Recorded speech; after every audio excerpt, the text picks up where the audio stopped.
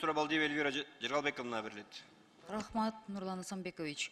Мага 1 май районунун шайлоочуларым кайрылып, калыс ордодон кайрылып атышат да, ушу канча жылдан бери ушул жаңы конушта жашап, водозаборду куруп беребиз деп, ар бир келген жаңы бийлик менен сүйлөшүп, ар бирөөбүз улам обещание берет, анан кайры болбой калат деп, уламдан улам уже каттар менен жазып атышат. Анан водозабордун баасы канча турат десем, Бишкек шаарында тиги биздин депутаттар менен да сүйлөшсөк, бир 50 миллионго барат дейт да, Алмаз Акынжанович. Ошону өкмөт менен караштырып, эми каражат жок деп ар жылы айтса, элдин деле мындай көңүлдөрү калат экен да, бирок ишенип атышат, бийлик жардам берсин деп. Бул биринчиси, экинчиси, мага Рейс KG аттуу жеке жумуш берүүчү компанияга Германияга жөнөтүлгөн студенттер кайрылып, жайкы каникулда жумушка орнотобуз деп бизди чакырып алышып, бирок 3 айдын ордунда 3 ай иштесек 1 айлык маянаны төлөп, орой мамиле кылып, физикалык жактан да мындай коркутуулар, ызычууларыбыз көп дейт.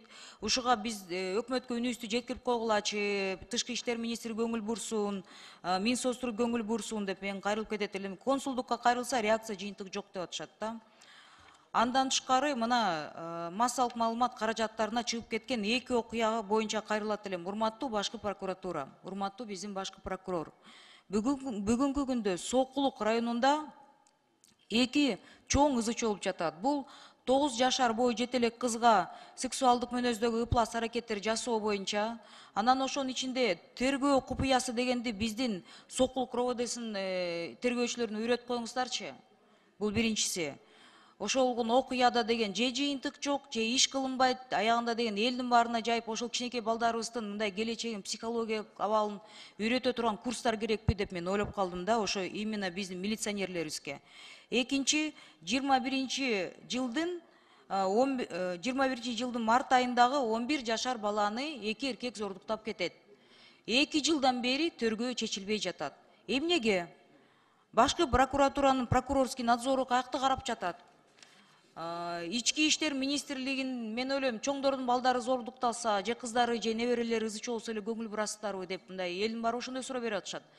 Бир байкуш экен, 80деги ата энеси бар экен, коргой турган адам жок дейт. Бирок ошол эле убакытта урматтуу прокурор мүчөлөрүм, 154 берене, бул Кыргыз Республикасы кылмыш жаза процессуалдык кодексинин 1-бөлүгү, 155 берене 1-бөлүгү. Эгер алсыз аркасында тиги эми чал кемпирлер экен, чуркай турган адамдары жок болсо, буну деген прокуратура арызы болбосо дагы сотко чейинки өндүрүштү баштайт да. Эмнеге иштер жылбай жатат? Көзөмөлгө алыңыздар. Андан тышкары